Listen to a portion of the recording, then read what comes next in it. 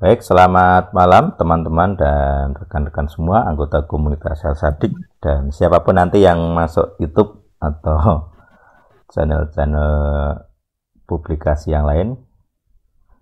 Di audio khusus juga ada kalau nggak salah yang kemarin. Spotify ya. Ya, kita akan membahas satu topik di seri ke-48 tentang legal ground pembunuh atau pembunuhan. Dan juga nanti kita bahas yang disebut tanah darah gitu ya, Hagel Dama kalau di Aramaik PP. Nah, kenapa kita bahas ini? Karena kita selalu di Elsadik kita banyak membahas beberapa penderitaan. Kita membahas banyak banyak penderitaan dan gangguan-gangguan yang disebabkan dosa-dosa. Secara khusus dosa yang leluhur ya, yang kalian sendiri atau kita sendiri bukan pelakunya tetapi mengalami dampaknya. Nah, salah satu dari gangguan-gangguan yang sering dialami adalah berkaitan dengan pembunuhan ya. Jadi kalau dalam kitab Torah itu di dosa nomor 6 jangan membunuh kalau nggak salah. Singkat sekali tuh tulisannya. Tapi kita akan coba mengeksplorasi dampak-dampak dari dosa ini dan contoh-contoh peristiwanya gitu. Jadi latar belakangnya juga salah satunya karena kita di Elsadik banyak pelayanan yang berkaitan dengan okultisme. Kemudian salah satu gejala atau gangguan yang sering dirasakan ya serangan-serangan yang mematikan gitu ya. Artinya serangan-serangan, gejala-gejala, skenario-skenario yang bertujuan supaya kita mati. Biasanya kalau di jalan gitu ya, ada skenario supaya dicepet orang, diserempet orang, gitu-gitu pokoknya berkaitan dengan itu. Kecelakaan di jalan itu untuk saya sendiri paling dominan gitu. Kemudian ada sakit penyakit gitu ya. Jadi pas melayani sakit gitu. Pas melayani ada juga yang batal karena kecelakaan. Tapi saya sendiri puji Tuhan masih hidup gitu ya. Ada banyak sekali lah jadi. Tetapi kemudian saya merasa perlu menilai berdasarkan dari yang selama ini tahu gitu ya. Kalau kita bisa diserang berarti kemungkinannya kita punya dakwaan hukum tentang kematian gitu. Jadi ada roh-roh yang mendakwa berkaitan dengan kematian. Kalau kita ambil contoh misalnya kayak Petrus, spesifik gitu ya. Hai Petrus, kamu dituntut atau didakwa, ditampi seperti gandum. Artinya dia kalau di Jawa itu nginteri gitu ya supaya antara gandum yang besar dan yang kecil, bukan gandum kalau kita ya, beras besar dan kecil terpisah dengan gaya sentrifugal gitu ya, diputar.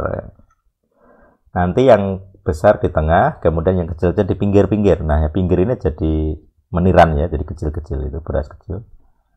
Dipakai untuk bahan kayak nasi bungkus tapi yang digiling ya, biasanya gitu. Terus berarti ada sistem filtering, ada sistem pemisahan, sistem kriteria gitu. Ada yang baik, ada yang buruk. Dan di kasusnya Petrus ya dalam pemahamannya di kalimat kata ditampi atau diinteri. Jadi Petrus dianggap kurang dalam suatu skala kriteria tertentu. Petrus dianggap kurang saleh, dianggap kurang memenuhi standar Tuhan. Kemudian Satan mendakwa, Tuhan, muridmu yang bernama Petrus ini kurangnya ini. Buktikan saja, tunggu saja, dia nanti akan mengkhianati engkau. Jadi pengkhianatan Petrus kepada Yesus di depan sebelum mati itu ya, itu sudah ada skenario di alam roh gitu. Setan sudah membuat skenario. Jadi dalam posisi seperti itu Petrus itu wis pion saja. dia hampir tidak mungkin ya.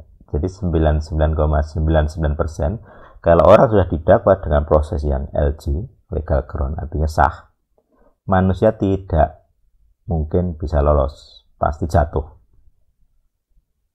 Jadi seperti Ayub, jatuh. Nah, Ayub didakwa tentang banyak hal, hanya yang tidak boleh disentuh hanya dirinya sendiri, keluarganya kena, mati, hartanya hilang, gitu kan. Bahkan istrinya tidak senang. Jadi artinya kita punya pemahaman bahwa di dunia roh antara setan dan Tuhan mereka bermain hukum, bermain legal ground. Nah, kalian kita yang punya celah hukum itu kena petaka, bisa didakwa. Ada banyak dakwaan yang jelas selain kematian, bisa tentang kerusakan barang. Jadi skenario pemiskinan, jadi kutuk kemiskinan sebenarnya itu bagian dari situ. Kalau melayani barangnya rusak, beberapa saya alami. Jadi pulang-pulang monitornya terbakar, power supply terbakar, rantai putus dan semacam-macam, kerugian gitu ya. Udah ada loss di bidang lain yang intinya merampas uang gitu. Jadi ada skenario itu yang saya sendiri gimana caranya supaya tidak kena. Dulu Ayub pernah cerita ketika di awal-awal kami melayani. Saya kan cerita, Yub, aku tadi jam 8 ini kayak merasakan orang stres gitu. Jadi kami melayani jam 10, jam 8 hampir berangkat. Kemudian dia juga cerita, iya mas, aku tadi sama di jam yang sama itu. Jadi ada skenario yang menyerang selain fisik dengan sakit penyakit, dengan kecelakaan, tapi juga ada yang tentang pikiran, stres. Jadi stres yang bukan jiwani ya, stres yang roh dari roh gitu, serangan kepada pemikiran kita, jiwa kita. Tapi melalui roh ya, bukan karena kamu sarno yang sarap kena, bukan itu, beda. Walaupun pengalamannya mirip-mirip, tapi sumbernya berbeda.